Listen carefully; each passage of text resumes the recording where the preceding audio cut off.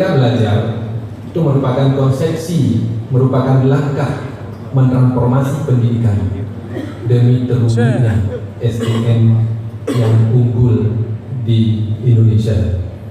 Kurikulum Merdeka adalah kurikulum yang berfokus pada materi esensial, sehingga guru tidak buru-buru dalam mengajar dan lebih memperhatikan proses belajar murid dengan menerapkan pembelajaran yang mendalam serta mengarah kepada proyek.